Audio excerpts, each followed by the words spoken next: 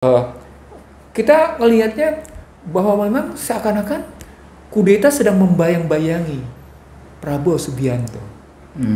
Karena dianggap tidak mampu. Makanya kita bertanya tentang format kepemimpinan Prabowo Subianto. Saya ulang, kudeta seolah-olah sedang membayang-bayangi Prabowo Subianto.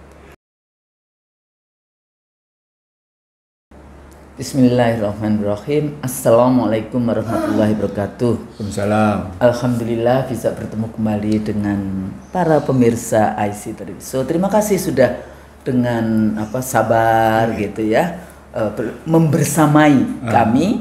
Saya Husnul Mariyah bersama sahabat saya Dr. Ihsanuddin Nursi di dalam percakapan dua scholars di dalam konteks itu. Insya Allah nanti kita juga ada kawan juga yang hadir ya, tapi bukan yang di sesi ini. Nah, Bang Nursi, beberapa waktu ini kita melihat lagi kondisi kepolitikan domestik kita. Di satu sisi kita ngikutin apa yang dilakukan oleh Trump, statement Trump yang bahasa yang nggak enaknya nyebelin kayak gitu ya. Bagaimana menjelaskan itu? Sok tahu mau mengambil alih Gaza, Panama. Ada Panama, dan dia coba kemudian membubarkan USAID, ya kan. Kemudian dia katanya dialah yang membiayai pengungsi. Oh, itu pakai yang UNWR, yang refugees itu ya, yang di Gaza, di Palestina terutama. Tapi itu kan juga di seluruh negara. Satu-satunya ya Amerika yang tidak meratifikasi itu convention tentang perempuan. CEDAW Convention itu Amerika tidak meratifikasi. Jadi waktu saya pernah jadi pembicara di Guadalajara di Meksiko, 105 negara waktu itu. Banyak sekali pertanyaan, bahkan statement yang teman-teman itu maunya kita menuntut Amerika untuk meratifikasi isu perempuan konvensi CEDAW, tapi saya orang yang waktu itu tidak setuju, nggak perlu. Kenapa? Karena Amerika itu sudah mendominasi seluruh lini bidang-bidang yang ada di UN kecuali isu perempuan. Jadi kalau dia juga meratifikasi, dia juga akan semuanya isu di United Nations akan diambil alih, didominasi oleh Amerika. Tapi karena memang kalau kita bahas tentang keuangan dan sebagainya, emang Amerika banyak membiayai juga kegiatan-kegiatan United Nations. Nah, kembali kalau kita balik lagi ke Indonesia, nah ini nanti bahasan tersendiri ya, bagaimana sebetulnya makanya kalau kita mengharapkan United Nations bisa internal demokrasi di dalamnya, ya itu masih jauh. Mustahil. Mustahil. Walaupun proyek Amerika selalu mengatakan proyeknya demokrasi, membuat negara-negara dunia ketiga seperti Indonesia demokrasi dengan third wave democratization, demokrasi gelombang ketiga pertengahan 90-an gitu ya. Jadi Glasnost dan sebentar supaya tidak lupa. Jadi kalau kita mencari istilah one governance, bukan one governance, tapi one governance gitu ya. Itu pada United Nation itu sesuatu yang nampaknya seperti pungguk merindukan bulan. Mustahil kayak gitu ya. Jadi ini juga mengingatkan kita semua kayak gitu ya, bagaimana komunitas global. Makanya seringkali saya kalau melihat pengelompokan kayak G20, kayak MTCR kayak gitu, saya ngomongnya geng global. Geng Bu, kayak kriminal kayak gitu. Ya iya geng kayak gitu. Nah, jadi balik ke dalam negeri, ternyata juga carut marutnya juga luar biasa. Baru berapa hari yang lalu kita ada isu galon 3 kilo sampai ngantri nggak boleh dan sebagainya. Ada yang meninggal bahkan. Ada yang meninggal ibu-ibu ya. Kalau urusan ini adalah kebijakan yang berhubungan dengan kepentingan ibu-ibu, kepentingan dapur kayak gitu ya. Jadi jangan berpikir separuh dari penduduk Indonesia ini adalah perempuan. Jadi kalau, dan yang biasanya fungsi domestik yang ada ini ibu-ibu. Jadi kalau kebijakannya rezim Prabowo ini, rezim PS ini tidak memperhatikan ibu-ibu, ya mak pendukung PS juga bisa teriak kan di dalam konteks itu. Tapi Bang, kalau kita lihat di dalam konteks ya framework kebijakan publik kayak gitu ya, ini kan seringkali diambil oleh memang S2 kebijakan publik aja di ekonomi fakultasnya ya. Terus kemudian tapi juga FISIP ada, Fakultas Ilmu Administrasi ada. Administrasi. Nah, ini yang saya kritik. Karena kalau di administrasi itu kecenderungannya adalah birokrasi yang menentukan kebijakan publik. Nah, sementara public policy itu adalah is political. Ya, jadi kenapa pilihannya subsidi ditarik? Kenapa pilihannya? Ini ada juga nih. Saya lagi kesel nih sebetulnya sama Menteri Transportasi. Kenapa? Ya jadi yang namanya kereta api ternyaman Argo Anggrek itu sudah sangat lama, ya sudah sangat lama. Itu yang namanya Argo Anggrek itu berhenti ada hubnya Pekalongan, Bojonegoro. Jadi Bojonegoro itu kan ada hubnya Babat, rumah saya, Tuban dan sekitarnya, Cepu dan sekitarnya. Nanti Pekalongan juga kayak gitu. Ini ditarik sejak 1 Februari. Ditarik lagi oleh negara. Katanya oh dulu ya kayak gitu. Artinya apa? Kalau negara itu sudah memberikan kenyamanan dengan public services, public services itu day to day politics, itulah tugas dari negara. Kebijakan publik itu, sudah nyaman. Itu mandatori namanya. Iya. Jangan ditarik. Ya sama juga dengan LPG 3 kilo. Jangan juga yang namanya apa biasanya subsidi. Ya. Kalau saya lebih baik disubsidi pendidikan gratis, kesehatan gratis kayak gitu ya. Transportasi yang publik. Ini transportasi publik. Jadi sekarang itu cuma Jakarta, Cirebon, Semarang, Surabaya. Sehingga kami yang sudah menggunakan mungkin 30 tahun menggunakan Argo Bromo, Argo Anggrek yang biasanya naik dan turun di Bojonegoro nggak bisa lagi. Nah itu artinya apa? Padahal saya termasuk orang yang setiap bulan harus pulang karena ada ibu di kampung kan, yang saya naiknya dari Bojonegoro. Oh kan ada Bukis Nudi Babat ada, tapi 10 jam.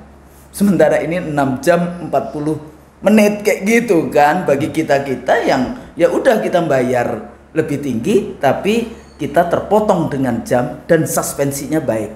Sembrani ada tapi itu pun dikurangi. Ya dikurangi, yang biasanya Bojonegoro Lamongan pasti berhenti, sekarang enggak, Bojonegoro berhenti, Lamongan enggak, Lamongan berhenti, enggak tahu Bojonegoro berhenti atau tidak. Nah, berbagai macam kebijakan yang ini Pak Prabowo ya, kita sebagai rakyat jangan terus-menerus lah dibawa ke arah berbagai persoalan. Ini pribadi, tapi menurut saya ini juga bagian dari yang disebut delivery services, pelayanan kepada publik, day to day politics. Nah, yang kemarin juga, tapi ini benar nggak sih sebetulnya? Kita sudah bahas ya sebelumnya tentang pagar laut.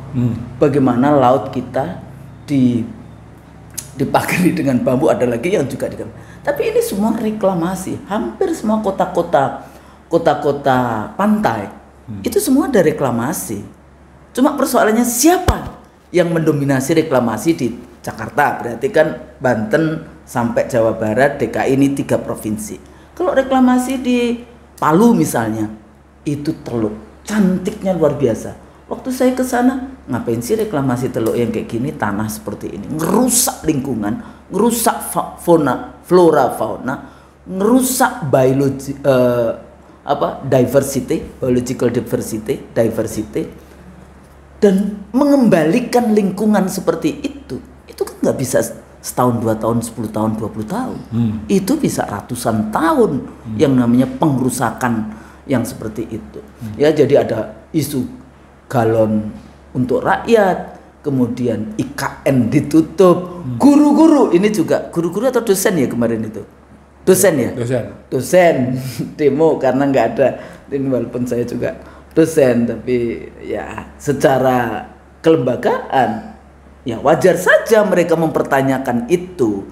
Karena kan kadang-kadang kalau kita lihat ya, dosen misalnya, dosen ini kan ada, misalnya kalau profesor tuh Bang, itu ada dana yang diberikan kepada profesor, makanya orang bagaimana caranya bisa mendapatkan profesor karena nanti gajinya ditambahkan, kayak gitu kan. Tapi apakah gaji ditambahkan kemudian beban ditambahkan? Enggak. Jadi nggak fair juga. Di departemen-departemen coba dicek ya, yang dosen-dosen di departemen-departemen Anda, apakah Anda yang doktor yang mungkin nggak pernah naik pangkat, kemudian dengan yang profesor, beban kerja mengajar itu lebih banyak siapa?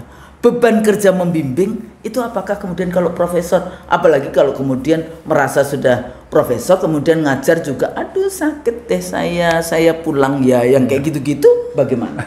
Jadi ini juga persoalan-persoalan etik, persoalan-persoalan kalau kita moralite, persoalan-persoalan kalau kita bicara tentang integrite ya, akhirnya memang di dalam konteks itu. Nah, di dalam konteks kalau kita lihat isu-isu yang tadi ya, pagar laut, galon, IKN, isu-isu tentang kenaikan pajak kemarin, kenaikan PPKB dan sebagainya. Tapi ini kan rentetan karena suksesi rezim yang kemarin. Ini kan masih meninggalkan banyak hal ya, dengan diangkatnya anak presiden waktu itu dengan menggunakan MK, dengan menggunakan KPU, Bawaslu, aparatus negara gitu ya, dengan menggunakan bansos sampai hampir berapa 400 sampai 500 triliun. Semuanya itu digunakan di dalam kerangka untuk memperpanjang rezim yang ada.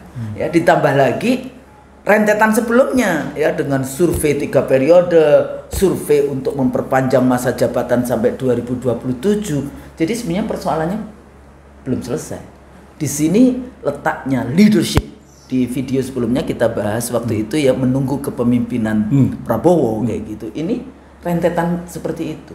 Adakah di dalam konteks ini keinginan-keinginan di dalam konteks pengambil alihan misalnya di dalam konteks itu, atau isu-isu itu sebetulnya yang kita sebut sebagai ya apa, jadi kayak gembosi dari dalam, jadi kayak di dalam konteks teorinya itu yang disebut political decay, pembusukan dari dalam. Ya, istilahnya teorinya kan political decay. Ya, jadi pembusukan dari dalam lembaga. Nah, di sini letaknya seringkali kadang-kadang pendukungnya Prabowo misalnya seringkali mengatakan hati-hati Pak Prabowo, hati-hati Pak Prabowo kayak gitu ya, dari isu usia, dari isu ini, tapi kadang-kadang kesehatan gitu. Walaupun seringkali juga pendukungnya juga agak terlalu ini ya. Oh iya, Pak Prabowo luar biasa di dalam konteks pidato-pidatonya. Ya iyalah, itu kan nggak usah dipuja-puji. Ya memang berbeda. Yang satu nggak enak juga ya ngomong. Yang satu ijazahnya apa sih sebetulnya, insinyur atau dokter Andes kayak gitu kan. Yang satunya lagi memang track recordnya jelas di dalam konteks itu. Jadi kalau bicara tentang orasinya, bicara tentang substansi orasinya baik dalam negeri maupun di internasional, ya iya, itu nggak usah diperdebatkan, nggak usah dibandingkan di dalam konteks itu. Tapi itulah demokrasi. Ya itulah. Yang one vote one person one value. Jadi ini juga persoalan, kadang-kadang kita membaca demokrasi seperti membaca ayat-ayat Al-Quran, padahal ini bikinan manusia saja kayak gitu ya. Yang salah satu kelemahannya adalah di dalam demokrasi itu semu. Yang kedua lagi ini Bang, bahwa orang yang baik, orang yang berkualitas belum tentu bisa menang di dalam one vote one person one value, apalagi dengan cara-cara yang disebut money politics di dalam konteks itu ya, vote buying. Jadi electionnya nggak ada integritasnya yang seperti itu. Nah, melihat fenomena-fenomena yang ada, ya rentetan gitu, isu pagar, isu galon, isu ini, ya isu FUFA masih belum selesai, isu dan seterusnya. Ya, sementara teman-teman yang aktivis itu juga disibukkan dengan isu PSN, dan sekarang kan rentetannya kan PSN kemudian pagar laut. Adakah ini sebetulnya power struggle yang tadi political decay di dalam, dan bagaimana kita melihatnya, dan nanti kita lihat sejauh mana sih sebenarnya dampaknya, di samping nanti kalau kita mau bahas tentang apakah ini ada nanti berhubungan dengan kondisi bangsa ini, terutama kalau kita bicara tentang makroekonomik ya. Isu-isu finance, isu-isu investasi, isu-isu yang berhubungan dengan makroekonomi. Kalau makroekonomi itu berhubungan dengan keuangan negara, fiskal dan moneter dalam konteks itu. Nah, dengan kondisi yang seperti ini, di samping kalau kita bahas tentang masyarakat kita Bang, setiap hari kan ngeri.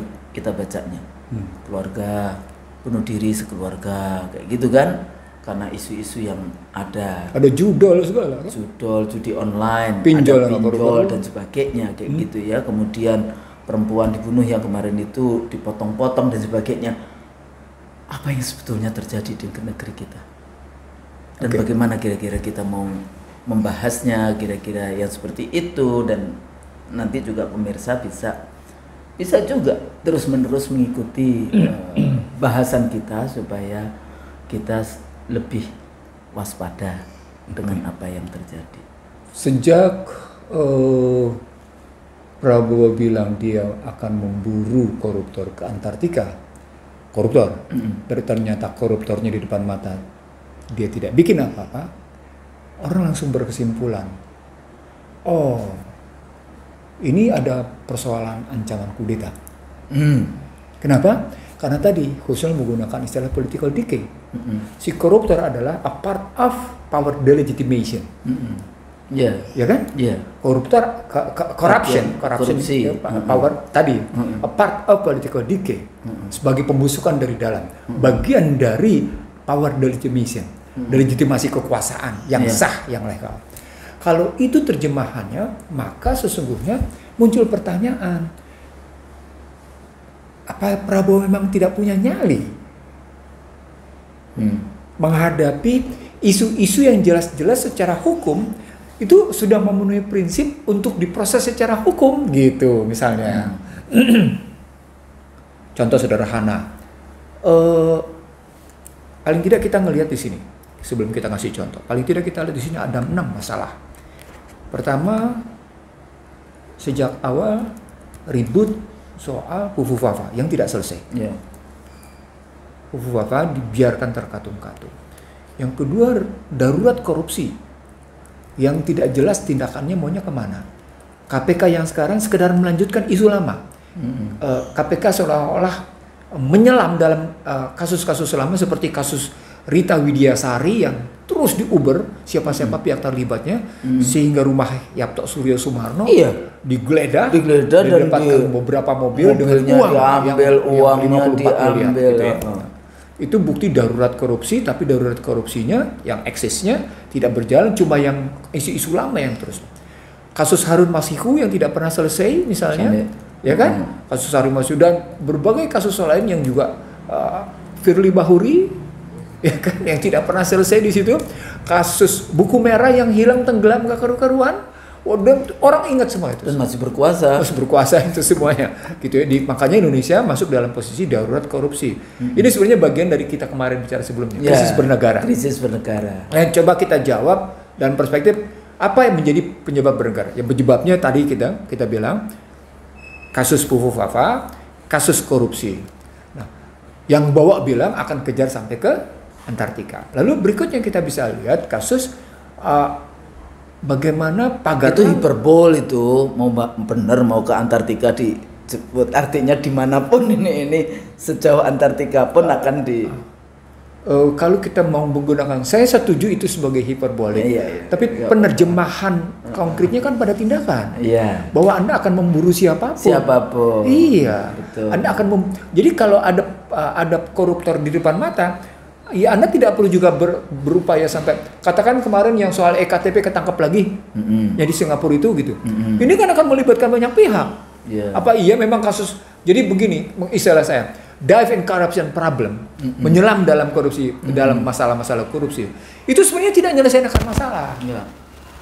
Menyelesaikan masalah. Tapi statementnya, pidatonya mengatakan udahlah kembalikan duitnya nanti kita ini. Itu yang dibilang memaafkan, itu yang tidak menyelesaikan jalan keluar, itu tidak memberikan jalan keluar. Karena problematiknya bukan di situ, problematiknya di sistem. Problematiknya di aktor. Jadi dua, ini yang kita sebut sebagai krisis. Lembaga dan aktor. Kita sebut sebagai prahara. Nah, ini bagian dari prahara. Ketika sistem dan aktornya terkena, ini bagian dari prahara. Dan bagian dari prahara yang sudah mengakar, itu masalahnya. Makanya kita bilang itu prahara. Kalau dalam buku saya baca ya, Prahara Bangsa, buku barunya Bang Nursi. Itu jelas, apalagi pejabat tidak malu-malu gitu ya. Dia adalah penguasa tapi juga dia sekaligus pengusaha. Itu kacau di situ. Gitu kacau betul itu. Iya, itulah dampak dari pilkada itu salah satu. Dampak dari Undang-Undang Dasar 2002. Oh iya. Tapi tidak hanya cuma pilkada, karena kabinet juga sama aja, presidennya juga sama aja. Itu karenanya kekacauan peranan dalam panggung publik. Itulah makna sesungguhnya tidak bisa dilanggarnya berkat rahmat Allah yang Maha Kuasa dan didorongkan oleh keinginan luhur. Pengertian didorongkan oleh keinginan luhur, subjektivitas Anda harus Anda tinggalkan dan tanggalkan. Subjektivitas diri kita, apapun kita harus tanggalkan. Kita terfokus pada objektivitas kita. Apa objektivitas kita? Visi misi. Konstitusi, Undang-Undang Dasar. Itu jadi alinea 2 dan alinea 4. Gitu mestinya ngelihatnya. Jadi itu tadi ya, kita lihat tadi Fufu Fafak, darurat korupsi, lalu muncul kasus yang namanya ini isu lama yang kemudian dipersempit hanya dengan persoalan subsidi tidak tepat sasaran. Yeah. Subsidi tidak tepat sasaran itu kan bukan hanya bicara soal gas. Negara memang punya tanggung jawab berdasarkan pasal 23 bahwa APBN untuk menyejahterakan, bahwa sumber daya dan produksi untuk menyejahterakan.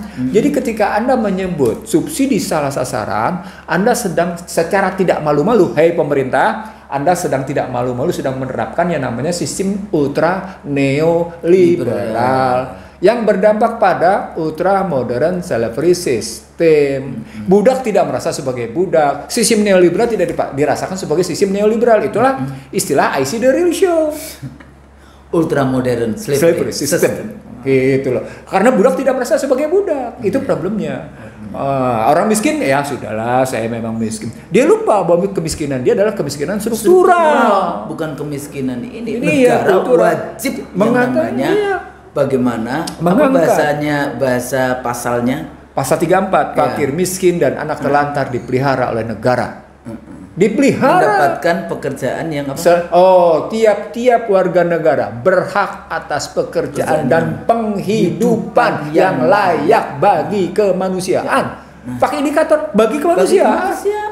Jadi artinya betapa negara punya kewajiban. Jadi pasal 23-nya begitu, pasal 27 begitu berhubungan pasal 33 gitu loh. Jadi nggak usah kemudian kemudian Menteri Keuangannya kita kalau nggak mau bayar pajak keluar dari Indonesia. Supaya kenapa kemudian harus dinaikkan? Supaya rakyatnya itu bisa mandiri ya. Waktu itu Menteri Keuangannya. Loh, kalau Anda bicara tentang tidak mau bayar pajak terus mesti keluar, sekarang kami tanya sama Anda, kenapa Anda menciptakan hutang? Ya, saya tambahin. Anda bilang kami butuh untuk dalam rangka fiskal. Kenapa Anda kemudian gadaikan sumber daya alam dan kedaulatan ekonomi? Sama aja. Jadi hati-hati ya jadi pejabat itu. Jangan ngomong sembarangan. Itu dicatat oleh malaikat. Nanti harus mempertanggungjawabkan saat yaumil hisab. Jelas harus dipertanggungjawabkan dong. Apalagi sekarang sudah 8.837 triliun. Dan ternyata APBN kita hari ini bayar bunganya saja 500 berapa triliun?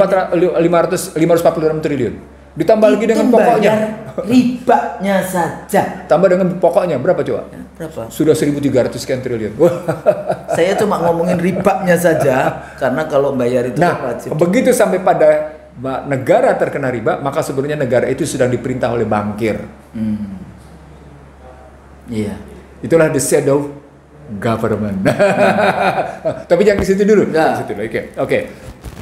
Jadi terkena kita yang namanya pemerintah tidak menjalankan perintah mandatori konstitusi, apa itu? Memisahkan antara hajat hidup orang banyak dengan barang komersial. Antara jasa hajat hidup orang banyak dengan jasa komersial. Negara tidak menjalankan itu. Karena negara wajib menjalankan itu. Jangan bilang kami punya pasal 33 ayat 4. Itulah bukti Undang-Undang Negara Republik Indonesia 2002 itu dihajar habis gitu, nggak karu-karuan oleh yang namanya sejumlah ekonom yang waktu itu mengusulkan, sehingga terjadilah benturan, terjadilah inkonsistensi pemikiran dalam Undang-Undang Dasar 2002 yang diamandemen antara pembukaan dengan batang tubuh. Batang tubuhnya pasal 33 ayat 4. Dan ternyata yang lebih eksis dihidupkan oleh para korporasi karena berhubungan dengan pasal 6A ayat 2 terjadilah kudeta korporasi. Nah, di sini muncul pagar laut. Jadi bukan hanya problemnya namanya pemerintah tidak memenuhi prinsip-prinsip mandatori itu. pagar laut atau reklamasi itu pada hakikatnya menunjukkan ada problematik dalam tata ruang. Nah, tata ruang itu adalah hajat hidup orang banyak. Jadi negara tidak boleh semena-mena mengatur-ngatur tata ruang tanpa berpikir tentang public benefit. Tanpa berpikir public benefit. Yang kalau tadi Husnul bicara tentang kebijakan publik, maka memang ada 7P, Husnul. Ada 7P. Ketentuannya ada 7P. Apa itu? Yang pertama, prosedural legal konstitusional. Ya, betul. Legal konstitusional. Jadi prosedural legalnya kayak gimana, konstitusionalnya mengaturnya kayak apa. Jadi hukumnya seperti apa. Iya. Tapi itu nggak cukup. Nggak cukup. Masuk yang kedua. Ekonomi. Anda harus bicara secara profesional. Profesional. Tidak boleh tidak. Anda harus profesional. Ya. Yang ketiga, Anda harus bicara proporsional. Harus pada tempatnya. Tapi 3P ini harus ditutup lagi dikerjain dengan disebut dengan prudensial. Suka tidak suka Anda harus bicara.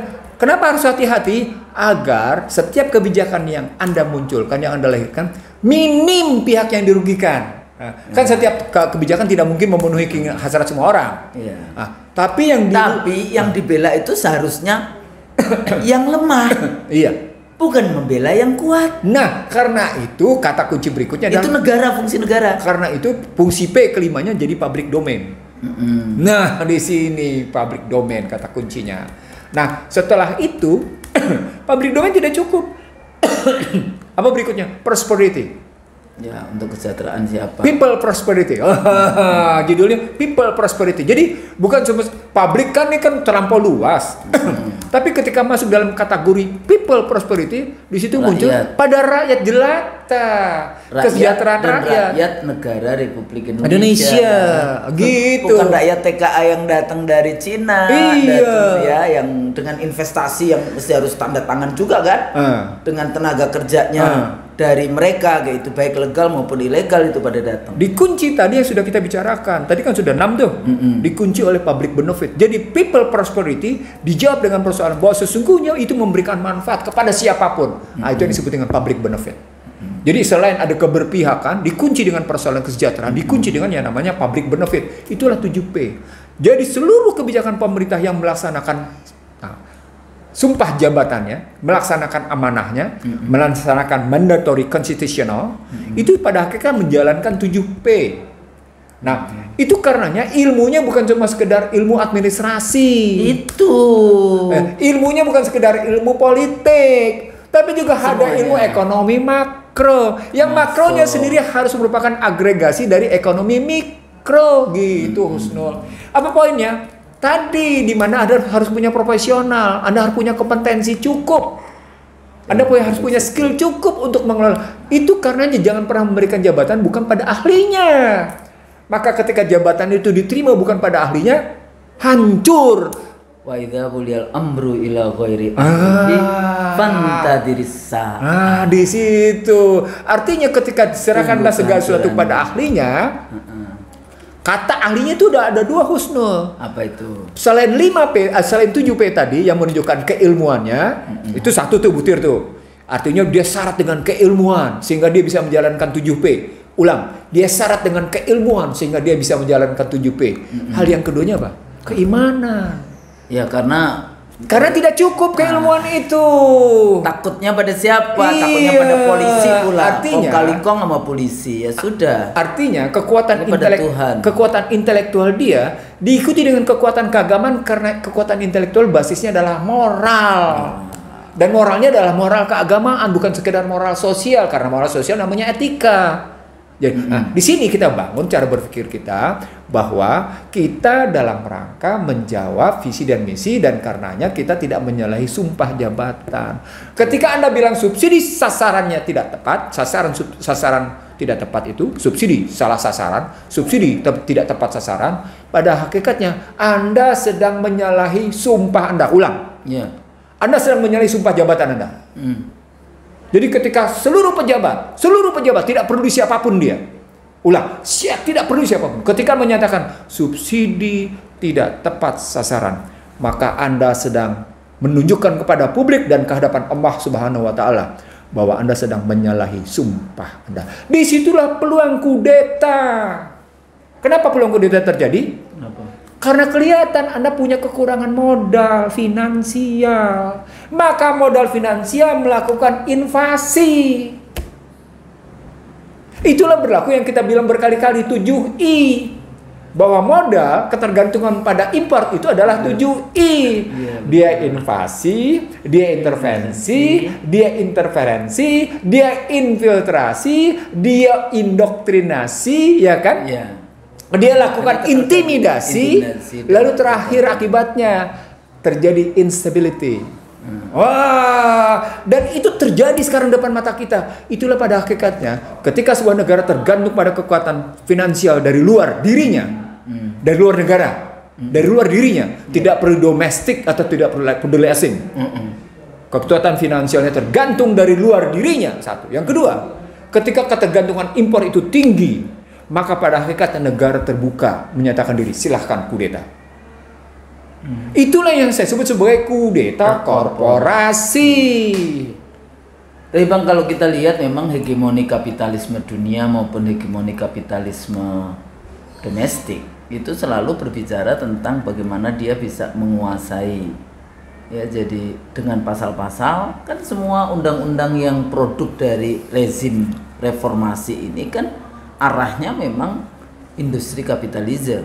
Mau kita bicara tentang isu COVID, mau bicara tentang undang-undang omnibus ketenaga kerjaan, ya. Saya dari waktu bikin rancangan diundang di banyak acara waktu itu, saya selalu mengatakan siapa sih ini sebetulnya yang merumuskan ini. Anak-anak muda merasa sudah dilibatkan kayak gitu kan, bangganya setengah mati. Anda cek gitu, siapa di balik ini semua. Walaupun saya waktu itu juga udah tahu kayak gitu ya. 1 dari 9 naga ada di situ di dalam konteks ini. Ya. Terakhir adalah undang-undang kesehatan ya, yang kita bahas, yang Bang Nursi juga bahas tentang One Health Policy dengan segala macam isu farmasis, isu Big Pharma, bio laboratorium, biological war, kayak gitu ya, menggunakan vaksin dan sebagainya. Ini bagian dari yang namanya hegemoni kapitalisme global di dalam konteks itu yang sudah intervensi. Jadi kata siapa bahwa utang itu tidak akan menjerat leher kita di dalam konteks itu. Nah, kalau tidak pinter-pinter di dalam bahasanya kan, apakah kita merdeka? How far that you can say no dan kemudian melakukan sendiri apa kebijakannya. Kayak salah satunya Bang, ini statement terakhir Trump kan urusan BRIC nih. Nah, VS kan masuk ke BRICS ya, dengan banyak pendukungnya bangga. Kita udah bahas jauh sehari kan waktu itu ngopi BRICS gitu ya. Di dalam konteks itu lah, itu kan apakah dia akan bisa jadi apa namanya avenue untuk. Tapi India nggak mau ada BRICS, mata uang sendiri di India nggak mau. Jadi karena memang India merupakan proksinya Washington. Iya. Mana India ini, walaupun dia kadang-kadang sepertinya dekat dengan Moskow, tapi sebetulnya dia proksi Washington di dalam konteks, apalagi harus menghadapi Pakistan, ya di situ juga Afghanistan, gitu ya, di dalam konteks ini. Ini kan global politicsnya, regionalismnya itu juga mempengaruhi. Di mana kekuatan-kekuatan Amerika di wilayah itu. Nah, ini juga penting untuk difahami. Tapi balik lagi Bang kepada yang tadi, kemungkinan dengan political decay ya, dengan segala macam ini. Tapi ini kan sebetulnya memang isu 10 tahun terakhir rezim sebelum PS itu kan dia memang harus carry over, baik itu isu korupsi, baik itu, cuma kan persoalannya sejauh mana. Kemarin ada video yang beredar itu yang kasus Asabri itu ya, itu ada di Swiss orangnya. Ya, kan viral juga kan, dia mau beli jam yang termahal atau apa ikut lelang.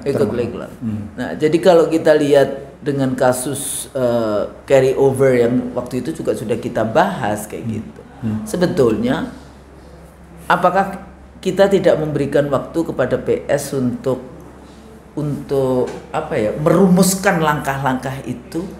Orang kan kalau pendukungnya kan selalu mengatakan, oh ya Pak PS kan ahli strategi, tapi kadang-kadang kok blatter. Sekarang pertanyaan begini. Kita tadi sudah sampai 3 masalah. Kita ngakui bahwa kita darurat korupsi. Iya betul. Kita ngakui bahwa kita darurat narkoba. Ya, drug. drug, kita darurat korupsi. Bahkan LGBTQ juga. Itu saya menyebut rentetan. Dia bagian dari yang disebut dengan social distrustnya tinggi. Kalau social distrust, intensitas social distrust tinggi, intensified social distrust, itu bagian darurat sosial. Itu bagian dari husnul gitu. Jadi ketika orang sudah kehilangan rasa untuk berbagi satu sama lain dan peduli dengan dirinya sendiri, itu bagian dari yang namanya darurat sosial husnul. Itu yang disebut dengan luluhnya modal sosial. Jadi kita mengalami darurat korupsi, kita mengalami darurat narkoba, tambah sekarang kita mengalami krisis fiskal. Apa indikatornya? Dicabutnya sejumlah anggaran penghematan sebesar 306 triliun sampai 309 triliun gitu angkanya, saya tidak tahu persis tapi sekitar 36 sampai 39 yang berdampak pada ASN. Gajinya terkena. Nanti katanya nggak dapat gaji 13, nggak ada lebaran, nggak ada, terus saya dolim terus ya. DPD aja anggaran terkurangi sampai 511 miliar. Padahal MPR nggak dikurangi, DPR tidak dikurangi, KPK tidak dikurangi, gitu kan? Tapi DPD bisa dikurangi karena DPD menyatakan kolaborasi dengan pemerintah. Istilah ini tidak mengerti konstitusi. Istilah ini melanggar konstitusi. Emang dia departemen bisa ke kolaborasi? Dia dewan kok. Dewan. Parlemen. Parlemen Kalau parlemen itu to control pemerintah, bukan to collaborate. To control dengan pemerintah. Yang kedua to legislate. Benar. Yang ketiga budget. Tapi akibat dia bersedia ready and willing and dare to be a collaborate with the government gitu ya. So they got the cutting from the fiscal, the allocation, the budget. Bahkan ngeri kayak gitu. Itu gambaran krisis fiskal yang tapi gajinya pimpinan nggak dikurangi kan? Saya nggak tahu. Saya tidak tahu itu. Saya cuma ingin mengatakan ada kesalahan. Kadang-kadang di dalam konteks kelembagaan, selama kepentingan individunya nggak terkurangi, kadang-kadang kan dia cuek, nggak mikirin lembaga. Enggak, saya ingin mengatakan begini, Husnul, ke pemirsa Syedari Show. Para pejabat ini nih, tanpa malu kompetensinya kurang, sesungguhnya sedang menjalankan krisis konstitusional. Tanpa malu menunjukkan kompetensinya Husnul. Itu yang kata kuncinya. Eksekutif maupun legislatif. Dua-duanya. Nggak cuma legislatif, tapi eksekutif juga. Kebayang nggak bagaimana yudikatif bisa memberhentikan yudikatif? Legislatif bisa memberhentikan. Ini kan kacau, separation of power-nya kacau.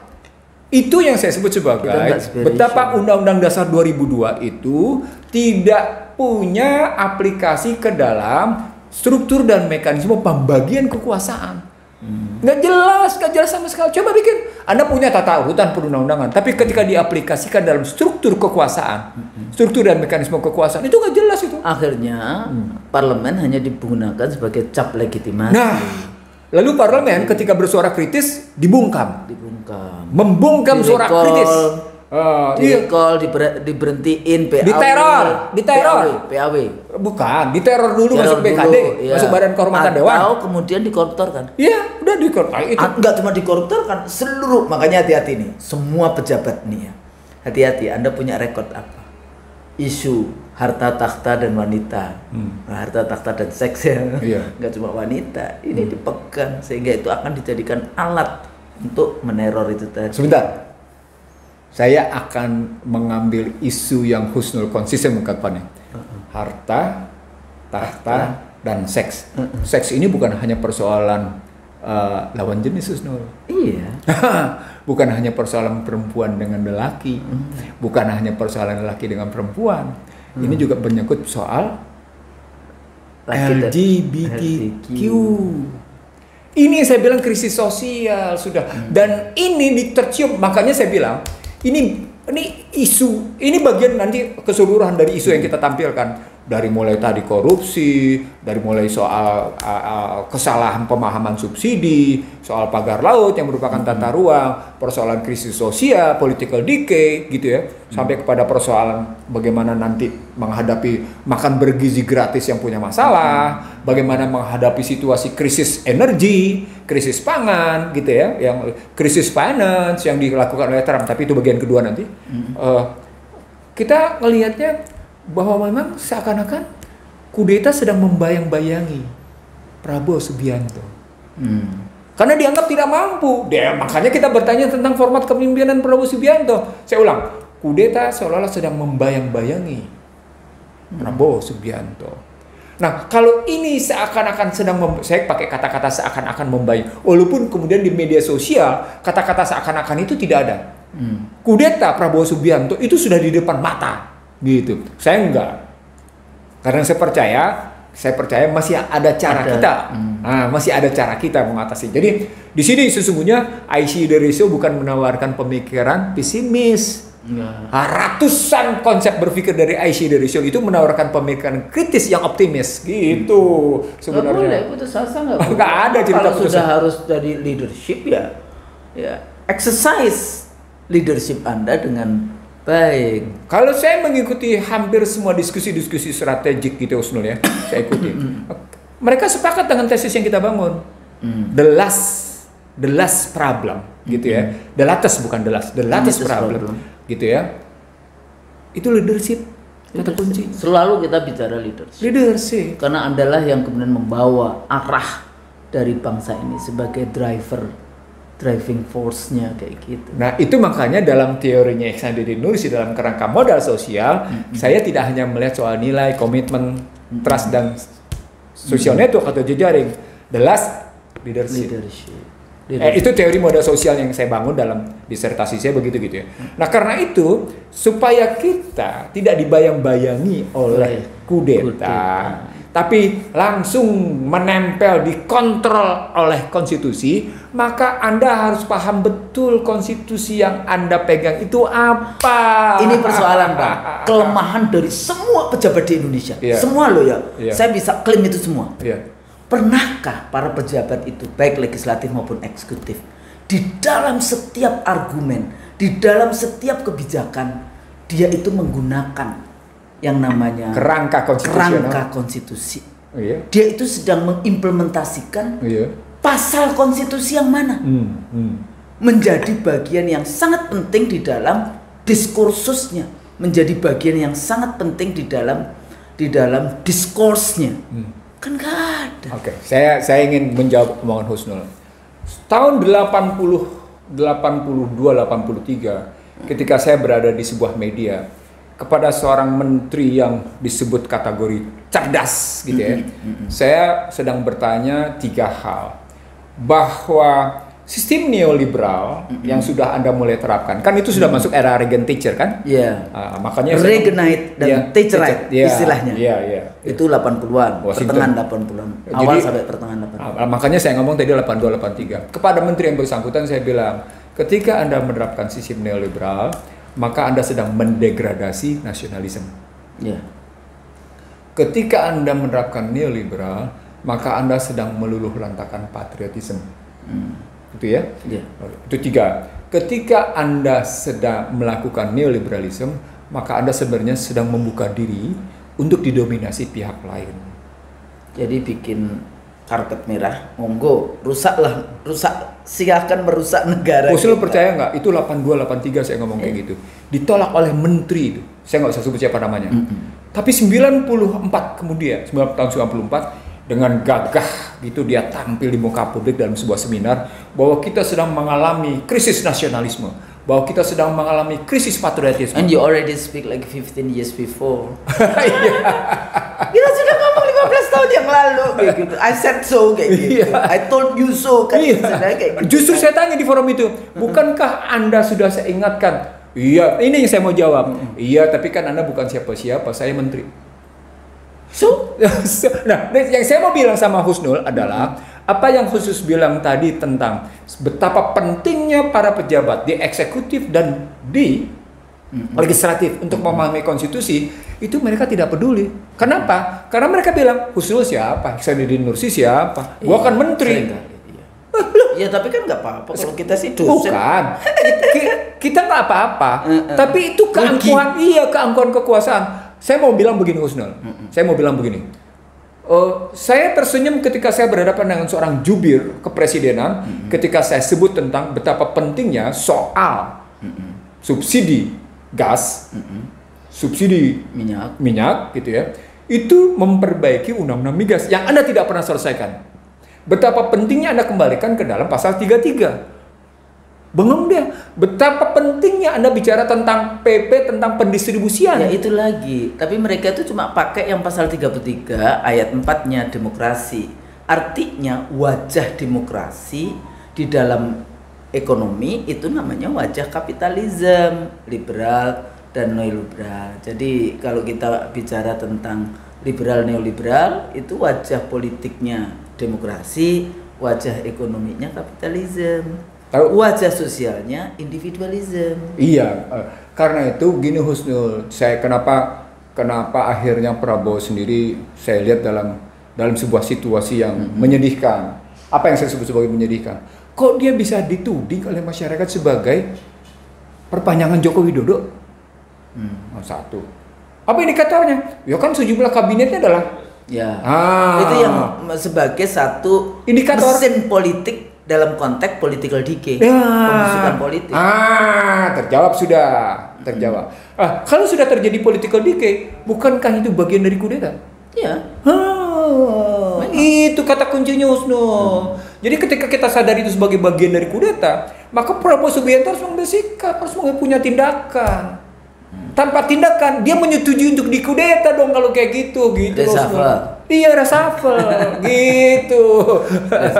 Tapi kalau reshuffle yang kemudian rekrutmennya juga cap cip cup. Nah, kalau kita menggunakan bahasa sederhana, kan Husnul menggunakan 3 istilah.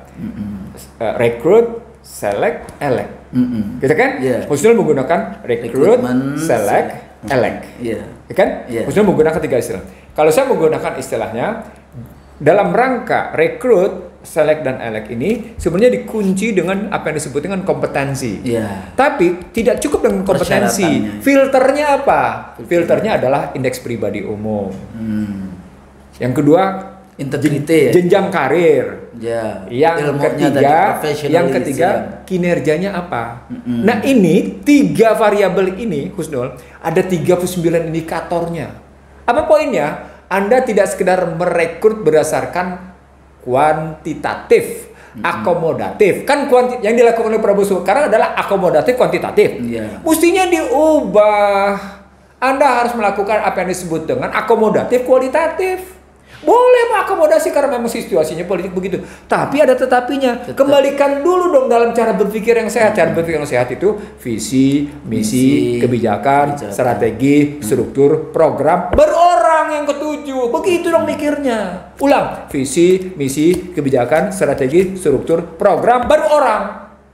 Orang ini diambil dengan ukuran tadi, bagaimana indeks pribadinya secara umum, bagaimana jenjang karirnya, bagaimana kemudian kinerjanya. Kan sekarang persoalannya adalah siapa yang dianggap kemarin berkeringat di dalam konteks itu. Jadi konsepnya itu sangat sempit di dalam konteks rekrutmen.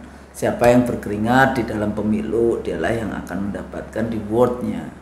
Jadi ini sebenarnya format berpikir transaksional oke aja. Karena memang tapi itu tetap dengan persyaratan itu tadi.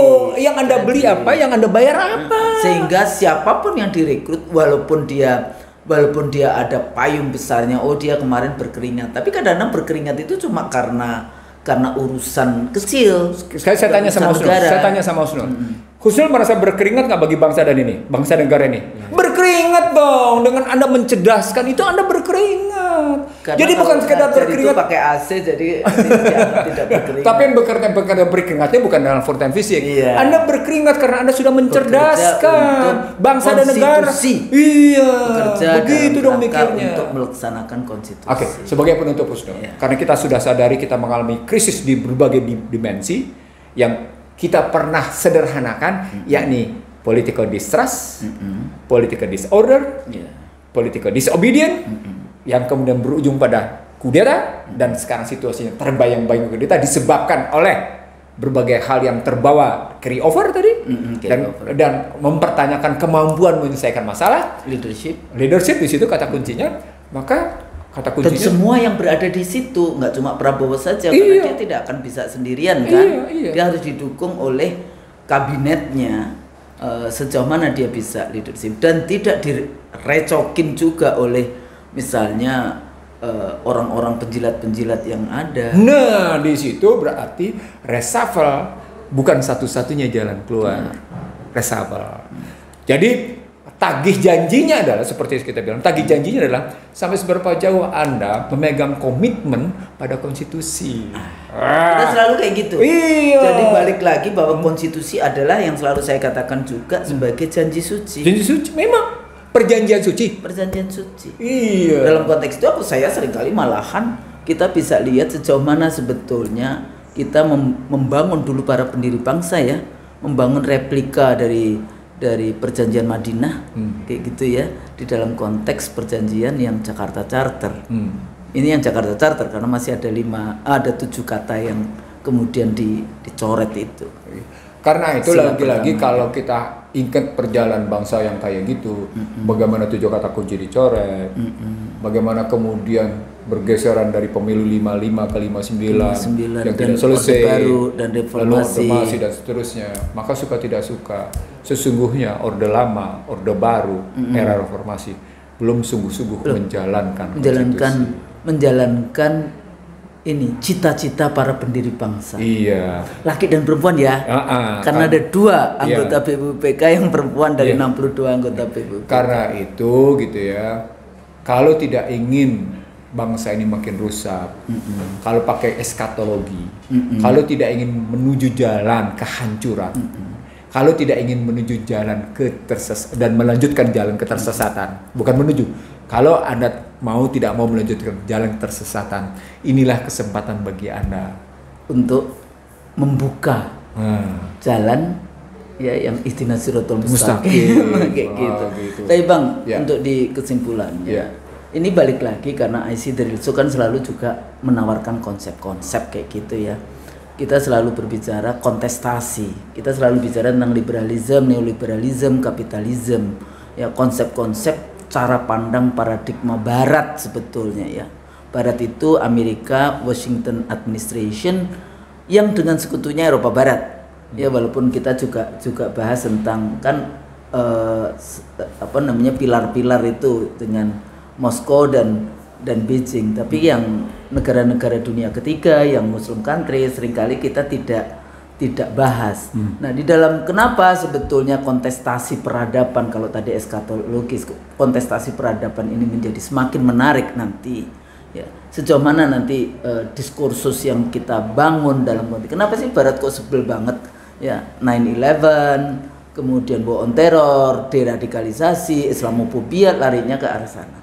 Karena kalau kita lihat dalam konteks Islamic teaching, apa yang dikemukakan oleh Barat, ya apa yang dipraktekkan Barat, apa yang menjadi proyek Barat tentang kapitalisme, industri keuangan, bank, riba, dan seterusnya.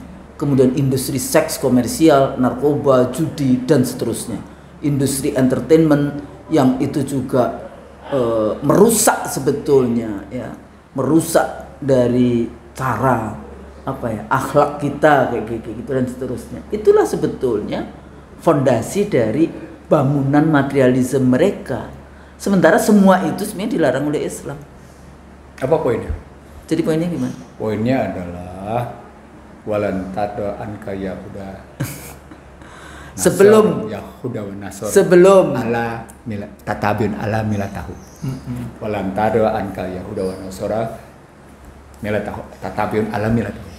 Tidak akan rela sebelum kalian ngikuti sampai dengan ke lubang tikus sekali. Apa poinnya? Seperti yang dikemukakan oleh Peter Hegseth bahwa American Crusader itu akan terjadi.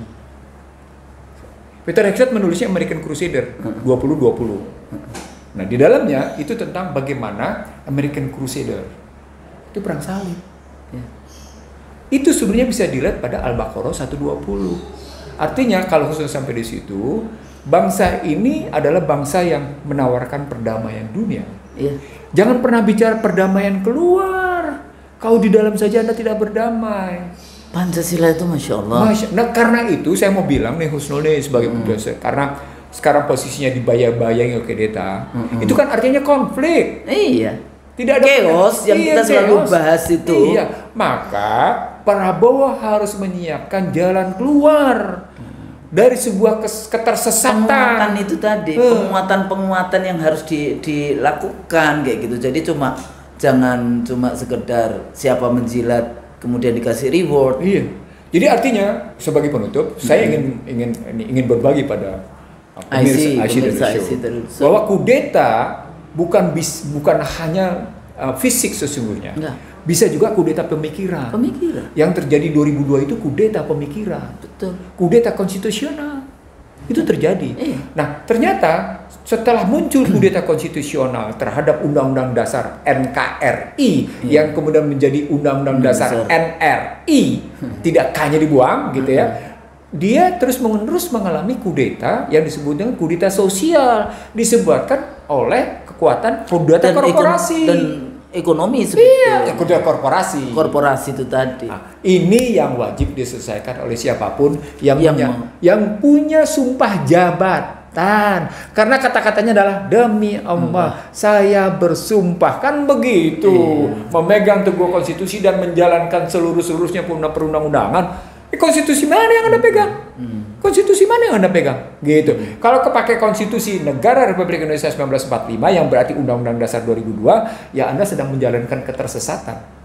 Ya, itu ya. Ketersesatan. Jadi dan kudeta dengan kudeta akan terus terjadi, dan itu diindikasikan oleh kekuatan modal menentukan kemana perjalanan bangsa ini. Itu yang mesti diatasi. Jadi kudeta bisa diatasi jika kudeta finansial, kudeta korporasi itu ya diatasi.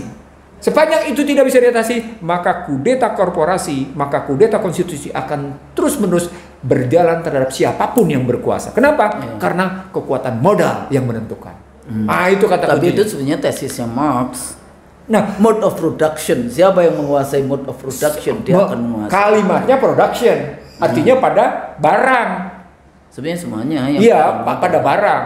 Tesis Marx gini. Saya ingin mengatakan, ini menarik kalau Husnul sudah sampai di sini.